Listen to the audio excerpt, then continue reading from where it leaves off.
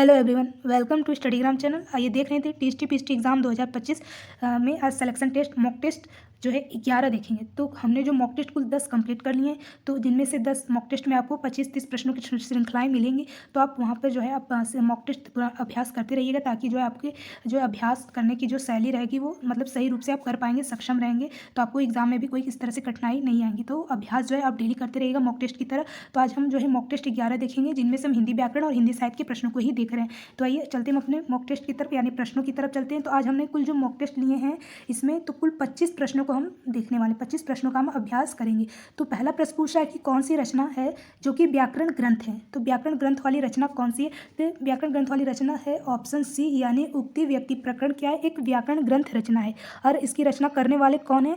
तो महाराज गोविंद चंद के सभा जो है पंडित दामोदर शर्मा ने जो है इस उक्ति व्यक्ति प्रकरण की जो है व्याकरण ग्रंथ की रचना की। नाम क्या है? तो पंडित दामोदर शर्मा जी हैं। पंडित दामोदर शर्मा जी इस मतलब व्याकरण ग्रंथ की रचना करने वाले हैं, दामोदर शर्मा जी। और ये जो ग्रंथ है ये गद्य और पद्य दोनों शैलियों में लिखी गई है। जो ये व्याकरण ग्रंथ है ये गद्य और पद्य दोनों शैलियों में लिखी गई। और इनमें जो है हिंदी भाषा में जो है तत्सम जो होता है वो संस्कृत भाषा के शब्द होते हैं। तो इसमें तत्सम शब्दों का जो प्रयोग हुआ, तो इसलिए इसे व्याकरण ग्रंथ कहा गया है। और रचना करने वाले कौन है? तो दामोदर शर्मा जी हैं। आगे देखते हैं कि ये चर्या पद किसका है। तो चर्या पद की रचना करने वाले कौन है? तो शबरपा जी हैं। कौन है? तो शबरपा जी, इनका भी नाम याद रखिएगा।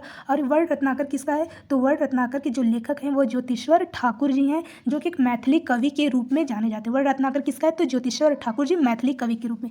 कीर्ति पताका किसका है? तो कीर्ति पताका जो है वह विद्यापति की रचना है। किसका है? तो विद्यापति की रचना। तो आपने चारों ऑप्शन के जो है उसकी रचना करने वाले का नाम जान गए। अगला देखते हैं, दूसरा प्रश्न है। दूसरा प्रश्न है कि घोटक का तद्भव रूप बताइए कि घोटक का तद्भव रूप क्या है। तो घोटक एक क्या है? तो आप समझ गए कि घोटक एक तत्सम शब्द है। कैसा शब्द है? तो घोटक एक तत्सम शब्द है। तत्सम मतलब हो जाए जो संस्कृत से उत्पन्न होते शब्द, उसी को तत्सम कहते हैं। तो इसका पूछा तद्भव क्या होगा? तो तद्भव जो होता है कि वो हिंदी के जो बिगड़े हुए रूप होते हैं उसी को तद्भव पूछा कि इसका तद्भव क्या होगा? है, घोड़ा, अश्व या फिर तुरंग। तो दूसरे का सही उत्तर जो है वो सी होगा, यानी कि घोड़ा होगा। घोटक का तद्भव क्या होगा? घोड़ा। आगे देखते हैं, तीसरा प्रश्न है कि भारत भारती का प्रकाशन पूछा है, किस वर्ष में हुआ था? किस वर्ष में हुआ भारत भारती? तो ये भारत भारती की रचना करने वाले कौन है? तो भारत भारती की रचना करने वाले राष्ट्र कवि हैं। राष्ट्र कवि मतलब कौन है एक राष्ट्र कवि? तो मैथिली शरण गुप्त जी का नाम आप जानते होंगे। तो मैथिली शरण गुप्त जी एक राष्ट्र कवि के रूप में जाने जाते हैं, और जिन्होंने भारत भारती का प्रकाशन किया है। कब किया? तो 1912 में। ऑप्शन ए बिल्कुल सही है। भारत भारती में जो है हिंदी भाषियों में जाति, देश के प्रति गर्व और जो है गौरव की भावनाएं दिखाई देती हैं। तो इसलिए इन्हें राष्ट्र कवि का जो है इनको दर्जा दिया गया। कुछ जैसे मैथिली शरण कुछ प्रमुख जो है राष्ट्र ग्रंथ है, जैसे जयद्रथ वध है, पंचवटी, झंकार, साकेत, यशोधरा है, द्वापर है, जय भारत है, विष्णुप्रिया, जो ऐतिहासिक इनकी प्रमुख रचना है। तो सीधे ऑप्शन जो है आपका ए वाला बिल्कुल सही है। अगला प्रश्न देखते हैं, चौथा प्रश्न है कि देसिल बैना सब्जन मिठा, यह जो प्रसिद्ध उक्ति है यह किसने कही है? ये पूछ रहा है कि ये जो उक्ति है यानी जो कथन है ये किसके द्वारा कहा गया? देसिल बैना सब्जन मिठा, यह जो उक्ति है किसने कहा? विद्यापति, अमीर खुसरो, अब्दुर्रहमान, कवि गंग। तो चौथे का सही उत्तर क्या है? तो चौथे का सही उत्तर है विद्यापति जी ने कहा। यह देसिल बैना सब्जन मिठा ये कहने वाले कौन है? तो यह प्रसिद्ध उक्ति जो है विद्यापति जी का है। और ये उक्ति मैथिल भाषा में की गई है, मैथिल भाषा में। और ये मैथिल कवि के नाम से भी जाने जाते हैं, यानी इनको उपनाम दिया गया मैथिल कवि। तो इस तरह से ऑप्शन ए बिल्कुल सही है। अगला प्रश्न देखते हैं, पूछ रहा है कि पांचवा, उपजाऊ का विलोम बताइए कि उपजाऊ का विलोम क्या होता है? उपजाऊ यानी जिसे मतलब मिट्टी उपजाऊ रहती है, जिसमें फसलें उत्पन्न होती है, उसको उपजाऊ बोला जाता है। तो इसका विलोम यानी विपरीतक उल्टा क्या होगा? तो पांचवे का जो सही उत्तर है वो सी वाला होगा, यानी कि ऊसर होता है। ऊसर मतलब जिसमें फसलें उत्पन्न नहीं होती है, तो उपजाऊ का विलोम ऊसर होगा। अगला प्रश्न देखते हैं, छठवां प्रश्न है कि निम्न में बताइए अर्धस्वर कौन सा है? तो अर्धस्वर इनमें से कौन सा है? तो पहला वाला सही है। पहला वाला मतलब यह जो है एक अर्धस्वर के रूप में जाना जाता है। अर्धस्वर यह भी होता है, एक होता है वह भी क्या होता है? अर्धस्वर के अंतर्गत आता है। यह और वह कैसे स्वर होते हैं? तो अर्धस्वर होते हैं। अर्धस्वर जो होते हैं ऐसे स्वर होते हैं जो आसपास के स्वरों से मिलाकर एक प्रकार के संधि के रूप में बन जाता है, तो उसे अर्धस्वर कहते हैं, यानी आधा स्वर उसको कहते हैं। तो यह और वह कैसे स्वर है? तो अर्धस्वर है। अगर पूछा जाए कि र जो है किस तरह का जो है मतलब व्यंजन, तो यह र जो है एक लुंठित व्यंजन के रूप में जाना जाता है। किस तरह का व्यंजन? तो लुंठित जो है व्यंजन के रूप में जाना जाता है। म कैसा व्यंजन है? तो म जो है ओष्ठ व्यंजन और जो है नासिक के अंतर्गत आता है। म जो है बोलने पर उसका उच्चारण करने पर जो होस्ट होते हैं वो बंद हो जाते हैं, तो ओष्ठ आता है, और साथ साथ नासिका यानी नाक से बोला जाता है। ल कैसा है? तो यह जो है यह र ल व, तो ये कैसा है? तो अंतस्थ व्यंजन है। ल कैसा है? तो अंतस्थ व्यंजन है। आगे देखते हैं 7वां प्रश्न है कि पूछ रहा है आसक्त का विलोम बताइए। आसक्त का विलोम क्या होता है? आसक्त मतलब होता है लगे हुए रहना, उससे लिपटे हुए रहना या लिप्त रहना। तो इसका विलोम विपरार्थक शब्द पूछ रहा है क्या होगा? तो आसक्त का देखिए पहला वाला सही होगा यानी विरक्त। विरक्त का मतलब होता है अलग होना या फिर पृथक होना। तो आसक्त का विलोम हो जाएगा ए यानी कि विरक्त होना। आगे प्रश्न देखते हैं 8वां प्रश्न है कि देश विभाजन त्रासदी किस उपन्यास में वर्णित है बताना है। तो इसमें उत्तर सही क्या हो सकता है 8वें का? तो इसका जो सही उत्तर है देश विभाजन की त्रासदी में जो उपन्यास है, तो देखिए उपन्यास में जो राग दरबारी बिल्कुल नहीं होगा, तो पहला वाला ऑप्शन बिल्कुल गलत है। गबन भी नहीं होगा, गबन में कोई जो देश विभाजन की बात नहीं हुई, और इन्हीं हथियारों में भी यह फिर जो है डी वाला भी ऑप्शन नहीं लग रहा है। तो इसका सही उत्तर जो है अपने आप निकल गया, सी वाला जो झूठा सच है वो देश विभाजन की त्रासदी पर उपन्यास पर आधारित है। और लिखने वाले कौन, इसके रचनाकार कौन है? तो यशपाल जी हैं। कौन है? तो यशपाल जी हैं। और ये कब लिखा गया था, इसका प्रकाशन कब किया गया था? तो 1958 ईस्वी में जो है इसका प्रकाशन किया गया था। 1958 में देश विभाजन की त्रासदी के आधार पर यह उपन्यास यानी झूठा सच यशपाल जी ने इसका प्रकाशन किया था। आगे देखते हैं। और राग दरबारी किसका है? तो याद रखिएगा श्रीलाल शुक्ल जी का है। किसका है? तो श्रीलाल शुक्ल जी का यह उपन्यास है। आगे गबन किसका है? तो गबन उपन्यास किसका है? तो मुंशी प्रेमचंद जी का है। 9वां प्रश्न देखते हैं कि पश्चिमी हिंदी की बोलियां बताइए कौन सी है? मगही, मैथिली, कन्नौजी या फिर अवधी। तो पश्चिमी हिंदी की बोलियां जो है वो देखते हैं कौन सी नहीं हो सकती। तो देखिए मैथिली तो बिल्कुल नहीं होगी और ना ही मगही होगी। ये दोनों कैसी हैं? तो ये जो है बिहारी हिंदी के अंतर्गत आती है। किसके अंतर्गत? तो बिहारी जो भाषा होती है तो उसके अंतर्गत मगही और मैथिली। इसके अतिरिक्त जो एक भोजपुरी बोली भी जो बिहारी हिंदी के अंतर्गत आती है। और अवधी जो होता है, ये अवधी जो है पूर्वी हिंदी के अंतर्गत आता है। पूर्वी हिंदी में देखिए 3 बोलियां होती है, एक अवधी होता है, एक बघेली होता है, एक छत्तीसगढ़ी। बोल सकते हैं पूर्वी हिंदी में ABC, अवधी, बघेली, छत्तीसगढ़ी। किंतु पश्चिमी हिंदी की जो बोलियां वो कन्नौजी आती है, यानी कन्नौजी आती है, खड़ी बोली आती है, और जो है कन्नौजी, खड़ी बोली, ब्रज, हरियाणवी, इस तरह से पश्चिमी हिंदी के अंतर्गत ये उपबोलियां आती है। आगे देखते हैं 10वां प्रश्न है कि रीतिकाल को अलंकृत काल नाम बताना है, किसने दिया है? तो रमाशंकर, शुक्रसार, विश्वनाथ विश्वबंधु, रामचंद्र शुक्ल। तो रीतिकाल को अलंकृत काल नाम देना। रीतिकाल मतलब होता है कि जो कवि होते थे वो राजा महाराजा के दरबार में जाते थे, उनकी जो है प्रशंसा करते थे, और प्रशंसा करने पर जो उनको कुछ भी मुद्राएं, रत्न मिलते थे, तो इस तरह से उनको रीतिकाल के अंतर्गत कवि आते थे। तो रीतिकाल को अलंकृत काल, अलंकृत मतलब होता है शोभा देना, सुशोभित करना, जो होता है उसको अलंकृत काल। यह नाम देने वाले कौन है? तो सीधे उत्तर की तरफ चलते हैं। तो सी मतलब मिश्र बंधु जी होते हैं जो रीतिकाल को अलंकृत काल नाम देते हैं। अगर पूछा जाए कि रामचंद्र शुक्ल ने रीतिकाल को क्या नाम दिया है? अलंकृत काल तो मिश्र बंधु जी ने दिया है। तो रामचंद्र शुक्ल ने रीतिकाल को क्या नाम दिया है? सबसे महत्वपूर्ण व्यक्ति माने जाते पर्सन है। किस तरह के? तो एक आलोचनावादी जो है साहित्यकार के रूप में जाने जाते हैं। शब्द मतलब हिंदी साहित्य शब्द सागर से जो है उत्पन्न होकर के हिंदी साहित्य की रचना करते हैं, तो सबसे महत्वपूर्ण व्यक्ति के रूप में जाने जाते हैं रामचंद्र शुक्ल जी। तो ये रीतिकाल को क्या नाम देते हैं? तो श्रृंगार काल नाम देते हैं। क्या नाम देते हैं? तो श्रृंगार काल नाम देते हैं। कौन? तो रामचंद्र शुक्ल जी। विश्वनाथ प्रसाद मिश्र जी भी जो है ये भी श्रृंगार काल नाम देते हैं।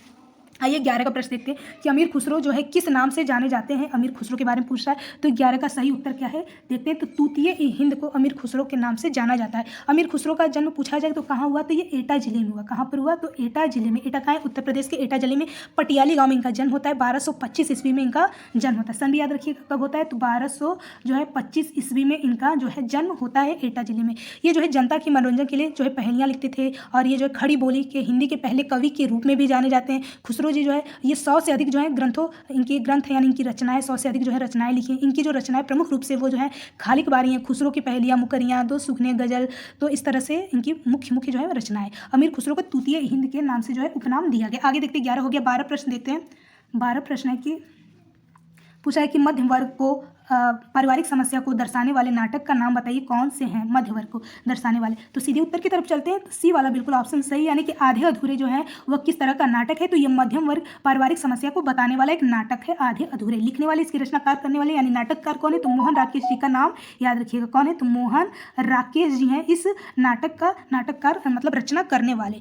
तो मोहन राकेश जी जो होते हैं वे आधे अधूरे मध्यम वर्गीय जीवन की विडंबना को प्रस्तुत करने वाले एक सशक्त नाटक के रूप में जाना जाता है। इसके जो मुख्य पात्र हैं वे एक महेंद्र नाथ रहते हैं, जो अपने अधूरेपन के कारण जो है विवाह करते हैं, और उनकी जो नायिका यानी पत्नी रहती है वो सावित्री, जो कि पूर्ण पुरुष की तलाश में रहती हैं, और वह महेंद्र नाथ जी रहते हैं वो नहीं खोज पाते। तो इस तरह से कुछ इसमें जो है नाटक में ये बातें चलती रहती है। अगर पूछा जाए जन्मेजय का नाग यज्ञ किसका है? तो यह नाटक किसका है? तो जयशंकर प्रसाद जी का जन्मेजय का नाग यज्ञ है। अंधायुग किसका है? तो अंधायुग धर्मवीर भारती जी का। तमस किसका है? तो भीष्म साहनी जी का ये जो है नाटक है तमस।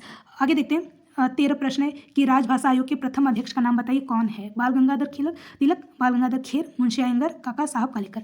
तो 13 का सही उत्तर है बाल गंगाधर जो खेर है वो राजभाषा आयोग के प्रथम अध्यक्ष माने जाते हैं। संविधान का जो अनुच्छेद होता है वो होता है 344 में। संविधान के अनुच्छेद के 344 में राष्ट्रपति द्वारा 7 जून को 1955 में, कब? तो 7 जून 1955 को, 7 जून 1955 जो है 55 को क्या होता है, तो 344 संविधान अनुच्छेद के अनुसार राजभाषा आयोग का गठन होता है और इसके अध्यक्ष करने वाले हैं बाल गंगाधर खेती। ये नाम जानते रहिएगा, सन जानते रहिएगा, कब होता है 7 जून 1955 को 344 संविधान अनुच्छेद के अंतर्गत जो है राजभाषा आयोग का गठन होता है और अध्यक्ष, इसकी अध्यक्षता करने वाले कौन है, बाल गंगाधर खेर जी हैं। और इनमें कुछ जब ये अध्यक्षता होते हैं तो कुछ इसमें 20 सदस्य मनोनीत किए जाते हैं। तो इस तरह से 20 सदस्यों का भी जो है बस संख्या याद रखते रहिएगा, कितने सदस्य कुल रहते हैं, तो 20 सदस्य मनोनीत किए जाते हैं, जिनमें से कुछ 19 सिफारिशें प्रस्तुत की जाती हैं। तो इस तरह से राजभाषा आयोग के प्रथम अध्यक्ष बाल गंगाधर खेर माने जाते हैं। आगे देखते हैं, जो अधिक बोलता है उसे क्या कहते हैं, तो अधिक बोलने वाले को क्या कहे जाते हैं, वाक्यांश के रूप में। तो 14 का सही उत्तर क्या होगा, तो डी है, यानी वाचाल कहते हैं। जो अधिक सबसे बोलता है उसको हम वाचाल कहते हैं। मृदुभाषी क्या होता है, जो कम बोलता है। मृदुभाषी मतलब जो मीठा बोलता है। वक्ता मतलब जो बोलने वाला होता है वह वक्ता होता है। आगे देखते हैं 15 का, सूरदास किस उपन्यास के एक चर्चित पात्र हैं। तो सूरदास के बारे में पूछा ना, सूरदास कवि नहीं बल्कि कोई सूरदास एक पात्र के रूप में प्रयोग किए गए। तो किस उपन्यास में पात्र के रूप में प्रयोग किए हैं, गोदान में। ये गोदन नहीं बल्कि गोदान लिखा है, क्या लिखा है, तो ये गोदान है, गोदान, गो है दान है, तो ये गोदान मुंशी प्रेमचंद जी का है। रंगभूमि भी प्रेमचंद जी का है। कर्मभूमि भी, कायाकल्प, और ये सब चारों जो आप देख रहे हैं ABCD, ये सब किसका है, तो मुंशी प्रेमचंद्र जी की है। ये सारे उपन्यास है। तो पूछ रहा है कि सूरदास जी कौन से जो है पात्र के अंतर्गत आते हैं। तो 15 का सही उत्तर देखा जाए तो रंगभूमि में जो एक सूरदास उपन्यास में एक चर्चित पात्र के रूप में जाने जाते हैं। सूरदास जी जो है रंगभूमि उपन्यास के पात्र हैं। इसके अलावा जो है प्रेमा है, जो है रूठी रानी, तो इस तरह से कुछ इसमें पात्र रहते हैं। तो चलिए आगे देखते हैं 16 का प्रश्न देखते हैं। पूछा है कामायनी में श्रद्धा किसका प्रतीक है। कामायनी में जो श्रद्धा का पूछ रहा है किसका प्रतीक है। कामायनी में श्रद्धा जो है किसका प्रतीक है, तन का, हृदय का, मन या फिर बुद्धि का। तो 16 का जो सही उत्तर देखते हैं वो क्या है, 16 का जो सही उत्तर है वह है सी। जो कामायनी में श्रद्धा है वो हृदय का प्रतीक है। किसका प्रतीक है, तो हृदय का प्रतीक है। तो कामायनी किसका है, जयशंकर प्रसाद जी का। पूछा जाए कामायनी किसका है, तो जयशंकर प्रसाद जी का है। किसका है, जयशंकर प्रसाद जी का। एक महाकाव्य है। कैसा है कामायनी विधा, तो एक महाकाव्य के अंतर्गत आते हैं, जिनमें कुल सर्ग पूछा जाए कितने, तो कुल सर्ग है 15 सर्ग है। पहला सर्ग क्या रहता है, तो पहले सर्ग का नाम याद रखिएगा। पहला सर्ग होता है चिंता रहता है। पहला सर्ग कामायनी का कौन सा रहता है, चिंता रहता है। और अंतिम यानी 15वां सर्ग कौन सा रहता है, तो आनंद रहता है। यानी चिंता में डूबे रहते हैं, लास्ट में उनको आनंद की प्राप्ति होती है, जो मनु जो रहते हैं मानव। तो इस तरह से कुल 15 सर्ग रहते हैं। पहला चिंता, अंतिम जो है आनंद जो रहता है। तो इसमें कामायनी में जयशंकर प्रसाद जी की यह कृति रहती है। और ये कैसी कृति है जयशंकर प्रसाद जी की, तो सबसे लास्ट कृति यानी कि अंतिम कृति के रूप में जानी जाती है कामायनी। और ये कामायनी मतलब कि जयशंकर जी का है। ये जो है कथानक के आधार पर प्राचीन आख्यान, यानी बहुत प्राचीन है, पुरानी बातें आख्यान पर जो है लिखा गया। इसमें जो है मुख्य पात्र रहते हैं मनु जो रहते हैं वह संपूर्ण देव जाति का शिकार हो जाते हैं। उनसे एक श्रद्धा जो है उनसे मिलती है, श्रद्धा रहती है। तो उनके सहयोग से एक मानव सभ्यता का परिवर्तन होता है, यानी उनको मानव पुत्र की प्राप्ति होती है। तो मानव जब उनका जन्म होता है तो मनु यानी श्रद्धा जो मिलकर के जो है मानव पुत्र को जन्म देते हैं। तो इस तरह से इसके बाद जो एक ईड़ा यानी बुद्धि का प्रतीक रहती है, तो ईड़ा भी बाद में इनका जो है प्रवेश होता है। तो इस तरह से इसमें कुछ ऐसे ही मतलब बातें चलती रहती हैं। श्रद्धा है, ईड़ा है और मानव उनके पुत्र रहते हैं। तो इस तरह से इनका जो है सर्ग का नाम जानते रहेगा। आगे देखते हैं दूसरी परंपरा की खोज किस विधा की रचना है। दूसरी परंपरा खोज करने वाले किस विधा की रचना है और ये बताना है किसकी है भी, यानी दूसरी परंपरा की खोज करने वाली की रचना करने वाले रचनाकार कौन है। तो 17 का सही उत्तर है ये आलोचना के रूप में जाना जाता है। कैसी है ये, तो दूसरी परंपरा की जो खोज है वह विधा कौन सी, तो आलोचना विधा के अंतर्गत किसका है, तो नामवर सिंह जी का है आलोचना। नामवर सिंह जी की यह प्रमुख आलोचना के रूप में जानी जाती है। तो दूसरी परंपरा की खोज करने वाले जो कौन है आलोचना, तो डॉक्टर नामवर सिंह जी हैं। इनकी कुछ और अन्य आलोचनाएं जैसे कि कहानी, छायावाद, कविता के नए प्रतिमान, इतिहास और आलोचनाएं, आधुनिक साहित्य की कुछ प्रवृत्तियां हैं। तो इस तरह से इनकी प्रमुख आलोचना विधा है। आगे देखते हैं 18 प्रश्न पूछ रहा है कि बिनु पग चले सुने बिनु कान। इनमें पूछा है अलंकार बताइए कौन सा अलंकार है। बहुत मतलब सरल सा अलंकार पूछ दे रहा है, कौन सा अलंकार है, तो सही उत्तर है बी यानी विभावना अलंकार है। यानी कि विभावना मतलब क्या होता है, कारण और कार्य के संबंध में जहाँ पर किसी रूप में कारण के बिना कार्य की उत्पत्ति का जब वर्णन किया जाता है तो वहाँ पर विभावना, यानी मतलब कारण नहीं फिर भी कार्य हो रहा है तो वहाँ पर भी क्या हो जा रहा है, विभावना। यानी बिनु पग चले यानी पैर नहीं है फिर भी चल रहा है, कान नहीं है फिर भी वो सब कुछ सुन लेता है, तो बिना कार्य के कारण सब जो है कार्य सिद्ध हो जाए, तो वहाँ पर विभावना अलंकार होता है। आगे देखते हैं, तो इस तरह से इसका 18 का सही उत्तर बी है। अगला प्रश्न देखते हैं, हिंदी में स्वच्छंदतावाद के कवि कौन से कहे जाते हैं। हरिवंश, श्रीधर पाठक, रामनाथ त्रिपाठी, राधाकृष्ण दास। तो सही उत्तर क्या है, तो 19 का सही उत्तर है श्रीधर पाठक जी, जिन्होंने स्वच्छंदतावाद का सबसे पहले प्रयोग करने वाले कवि माने जाते हैं। तो 19 का सही उत्तर सी है। तो जो स्वच्छंदतावादी कवि श्रीधर पाठक जी एक रोमानी भाव काव्य में जो अभिव्यक्त करने वाले कवि के रूप में जाने जाते हैं, जिन्होंने जो है कवियों के अंतर्गत विषय और शिल्प नवीन जो है रचनाएं करते हैं और ये एक नए युग की चेतना से हट करके जो है प्रकृति, प्रेम, स्वच्छंद और जो है व्यक्तिगत स्वतंत्रता की चेतना को बना करके जो आधार बना करके ये जो है कविताएं या रचनाएं करते हैं। तो स्वच्छंदतावाद के कवि का प्रयोग जो है शब्द का प्रयोग करने वाले कवि कौन है? श्रीधर पाठक जी। सी वाला बिल्कुल उत्तर सही है। अगला प्रश्न देखते हैं। पंचवटी पूछा कौन सा समास से, व्याकरण के कुछ प्रश्न हैं। तो पंचवटी कौन सा समास है? समास कुल कितने होते हैं? तो समास होते हैं कुल 6 प्रकार के होते हैं। तो पंचवटी में कौन सा, यानी पंचवटी का अगर विग्रह करते हैं समास विग्रह तो निकलेगा 5 वटों का समूह। तो 5 वटों यानी संख्याएं जिसमें चल रही है, तो संख्याएं जिसमें चलती है वो द्विगु समास होता है, यानी जिसमें प्रथम पद क्या होता है? संख्याएं होती है, संख्यावाची होता है, तो द्विगु समास होता है। कर्मधारय में विशेषण और विशेष का योग रहता है, विशेषण और विशेष का योग बना रहता है, वो क्या होता है? कर्मधारय। अव्यय में पहला पद क्या होता है? प्रधान होता है, अव्यय होता है। तत्पुरुष में जो होता है दूसरा पद प्रधान यानी कि मुख्य रहता है। अव्यय में पहला पद होता है। आगे देखते हैं। तो इस तरह से 20 का सही उत्तर बी वाला सही है, 20 का बी। आगे देखते हैं। 21 प्रश्न पूछा है कि अन्य मनस्क शब्द का आशय क्या होता है, क्या इसका मतलब होता है? अन्य मनस्क का मतलब, तो 21 का सही उत्तर क्या है? तो 21 का जो सही उत्तर है 21 का, वो क्या हो सकता है? तो 21 का बी वाला उत्तर बिल्कुल सही है, यानी कि इसका मतलब होगा जिसका मन किसी दूसरी ओर है तो उसको हम अन्य मनस्क कहते हैं। जिसका मन किसी दूसरी ओर लगा रहता है उसको अन्य मनस्क कहा जाता है। आगे देखते हैं 22 प्रश्न की धन्य भारत भूमि सब रतनानी उपजावनी, इस पंक्ति के लेखक का नाम बताइए। एक पंक्ति का नाम दिया गया है, अब पूछा कि इसके लेखक कौन है, तो लेखक का नाम आपको पीछे मिलेगा। तो देखते हैं दूसरे साइड में। तो 22 का जो सही उत्तर कौन सा है? तो जो 22 का सही उत्तर है वो बी वाला सही है, यानी कि क्या है? बी वाला, यानी बद्री नारायण चौधरी प्रेम घन। कौन है? तो बद्री नारायण चौधरी प्रेम घन। 22 का बी। उन्होंने क्या बताया था? धन्य भारत भूमि सब रत्नन की उपजावनी। तो बद्री नारायण चौधरी घन प्रेम घन, यानी इनका उपनाम है प्रेम घन, इनकी जो है मुख्य पंक्ति है। इसमें जो है कुछ विदेशी शासकों के जो अत्याचार होते हैं वो पीड़ित, यानी जो पीड़ित भारतीय रहते हैं उनके राष्ट्रीयता की भावना का संचार करने के लिए जो है प्रेम घन जी जो है ये पंक्ति का जो है प्रयोग करते हैं। तो प्रेम घन की जो वो भी जो है एक राष्ट्रीय कवि के रूप में हम बोल सकते हैं कि वो भावना से उत्प्रोत थे, प्रेरित हैं, और उन्होंने जो प्रेम सर्वस्व, जिड़ जनपद, आनंद अरुणोदय और जो है इस तरह से मयंक महिमा जो है कुछ प्रमुख इनकी रचनाएं हैं। आगे देखते हैं 23 प्रश्न है। पहला गिरमिटिया उपन्यास विशेषकर किस पर केंद्रित है? यानी पहला गिरमिटिया क्या है? एक उपन्यास विधा से लिया गया है। कौन सी विधा है पहला गिरमिटिया? तो ये उपन्यास विधा से लिया गया है। पूछा है ये विशेष रूप से किस पर केंद्रित, मतलब किसको आधार बना के लिखा है? पंडित जवाहरलाल नेहरू, महात्मा गांधी, लाल बहादुर शास्त्री या फिर विनोबा भावे जी को? तो 23 का सही उत्तर देखेंगे तो बी है, यानी महात्मा गांधी जी ने जो है पहला गिरमिटिया उपन्यास पर जो है विशेष रूप से लिखा गया है। तो अगर पूछा जाए इसके यानी पहला गिरमिटिया उपन्यास के जो लेखक कौन है, उपन्यासकार कौन है, तो कौन है? तो गिरिराज किशोर जी हैं। कौन है? तो गिरिराज किशोर जी हैं।